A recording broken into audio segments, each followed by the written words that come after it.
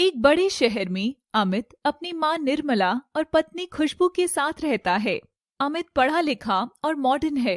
वो उसकी माँ भी मॉडर्न है, जबकि खुशबू गांव की लड़की है जिसको शहर के रहन सहन का कोई अंदाजा नहीं है। एक दिन अमित बाहर से एक लड़की के साथ आता है। दोनों के गले में फूल मालाएं पड़ी हुई हैं। अमित, ये लड़की कौन है और तुम दोनों ने ऐसे कपड़े क्यों पहने हुए हैं?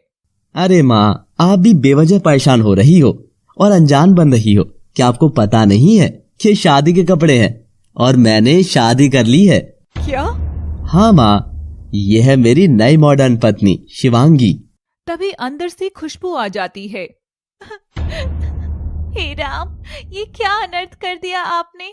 अब मैं कहाँ जाऊंगी, मैं कैसे रहूंगी?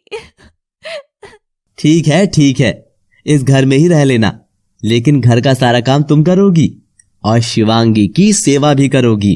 अमित बेटा, तुमने शादी से पहले एक बार भी मुझे बताना जरूरी नहीं समझा? माँ, आप ही तो हर रोज कहती थी कि अमित किसी मॉडर्न लड़की से शादी कर ले। वैसे भी हम इस गवाह से तंग आ चुके थे माँ। खुशबू, आज तुम तैयार हो जाना, हम बाहर पिज्जा खाने चलेंगे। पिज्जा? ये क्या होता है? अरे, जब खाएंगे जब देख लेना। अमित और खुशबू शाम को पिज्जा खाने जाते हैं, लेकिन खुशबू वहाँ तेज तेज बातें करने लगती है, जिससे अमित परेशान हो जाता है। और तभी वेटर पिज्जा लेकर आता है। बहुत परेशान हो रही थी पिज्जा देखने के लिए, अब देखो कैसा होता है। और धीरे धीरे बात करो, ये हमारा घर नहीं है। अच्छा, तो ये होता है पिज्जा? तुमको पहले से ही पता था तो सुबह से मेरा दिमाग क्यों खा रही थी? हाँ, ये केक है, सब्जी और मिर्च वाला केक ही तो है। यह सुनकर वहाँ बैठे सभी लोग हंसने लगते हैं। और माँ, आपने उस दिन का नहीं देखा था क्या? मैं सोच रही थी कि एक साड़ी मंगा लेती हूँ। हाँ, तो किससे मंगाओगी? मैं ले आऊंगा। अरे, आप क्यों परेशान होते हैं? अम्मा जान है ना। अम्मा जान? ये कौन है? सारा दिन तो फोन में चलाते रहते हो, अपने लिए भी शर्ट मंगाई थी ना। अरे भगवान, वो अमेज़न है, अम्मा जान नहीं, अमेज़न। मैं परेशान हो गया था तुमसे। चलो अब अपने काम पर लग जाओ और वो रूम खाली कर दो। खुशबू रोते हुए अपना सामान अमित के रूम से बाहर निकालने लगती है और शिवांगी का बैग अंदर रख देती है। खूब रो खुशबू, जितना मर्जी रोना है। वैसे भी जल्द ही तुझे खून के आंसू रोने पड़ेंगे। सिर्फ नाम की खुशबू रह जाएगी, क्योंकि एक दिन तुम में से बदबू आया करेगी। खुशबू अब घर के कामों में लग जाती है और कुछ दिन वह यूं ही बिता देती है। एक दिन अमित और उसकी माँ निर्मला घर से बाहर गए होते हैं। खुशबू घर के काम कर रही होती है, तभी वह देखती है कि एक नागिन घर में घूम रही है। सांप! सांप! घर में सांप! शिवांगी, कहाँ हो तुम? जल्दी आओ, घर में एक बड़ा सांप है। तब तक सांप गायब हो जाता है। क्यों, क्या हुआ? क्यों चिल्ला रही हो? तुमने देखा नहीं क्या? यहाँ भी बहुत बड़ा और विषैला सांप था। यहाँ कुछ भी नहीं है, तुमने जानबूझकर मेरी नींद खराब की है। अब तुम्हारी सजा ये है कि तुम शाम तक घर के बाहर रहोगी। मुझे घर से बाहर मत निकालो, घर में सांप है, वो तुमको काट सकता है। खुद सांप से इतना डर रही हो तो मुझे क्या खाक बचाओगी? चलो बाहर निकलो अब यहाँ से। शिवांगी खुशबू को घर से बाहर निकाल देती है। मैं अब आराम से इस घर में स्वतंत्र होकर घूम सकती हूँ। कोई नहीं है अब मुझे यहाँ रोकने वाला। जो मन होगा अब मैं वही करूंगी।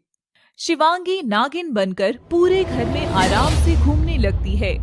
खुशबू बाहर खड़े होकर रो रही है। तभी वह देखती है कि दूर बैठी एक बूढ़ी महिला रो रही होती है। खुशबू दौड़कर उनके पास जाती है। क्या हुआ अम्मा, आप रो क्यों रही हो? बेटी, मेरे पास अच्छे जूते नहीं है और मेरे पैर में कांटा लग गया है, जिसके कारण मुझे अब बहुत पीड़ा हो रही है। अम्मा जी, आप मेरे जूते ले लीजिए, मैं आपके पैर का कांटा भी निकाल देती हूँ। खुशबू ने पैर से कांटा बाहर निकाल दिया और बूढ़ी औरत को इससे बहुत आराम मिला।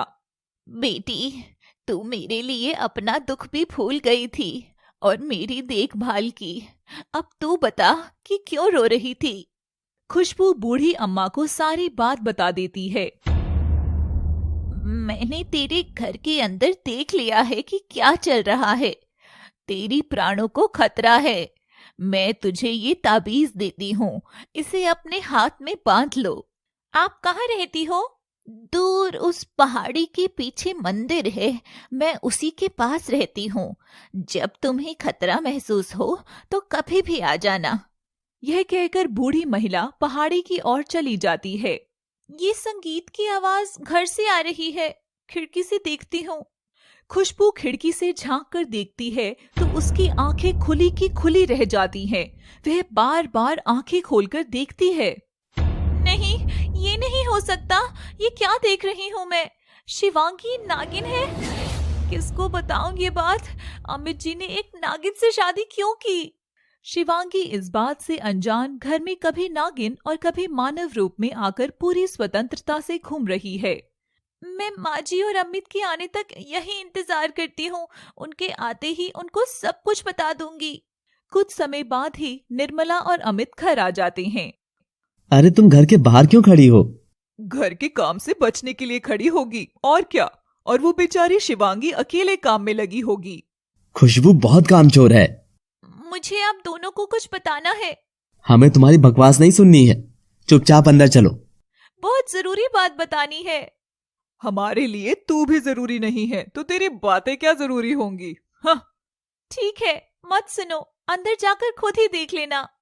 हाँ हाँ, देखते हैं कि क्या है। अमित दरवाजा खटखटाता है और शिवांगी बिल्कुल नौकरानी के भेष में दरवाजा खोलने आ जाती है। शिवांगी को काम करते देखकर अमित को गुस्सा आ जाता है और वह जोर से चिल्लाता है। खुशबू, शिवांगी काम क्यों कर रही है? तुम इसलिए ही बाहर खड़ी थी ताकि तुम्हें काम ना करना पड़े। हम सिर्फ एक दिन के लिए घर से बाहर क्या चले गए और तुमने उस दिन ही शिवांगी को नौकरानी बना दिया।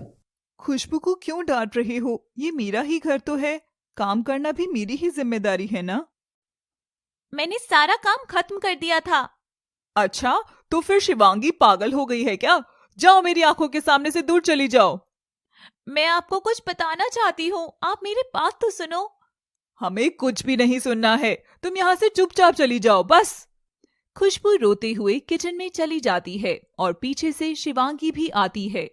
क्या बताना चाहती हो तुम? मैं तुम्हारी सच्चाई इनको बताना चाहती हूँ।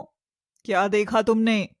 मैंने जो भी देखा मैं वो जाकर बता रही हूँ और इस बार मुझे कोई भी नहीं रोक सकता। रुको। खुशबू जल्दी से अमित और निर्मला के पास पहुंच जाती है। आप मेरी बात को सुनो या मत सुनो, लेकिन मैं आपको शिवांगी का सच बताना चाहती हूँ। कैसा सच? शिवांगी एक नागिन है। क्या? खुशबू की बात सुनकर सभी चौंक जाते हैं।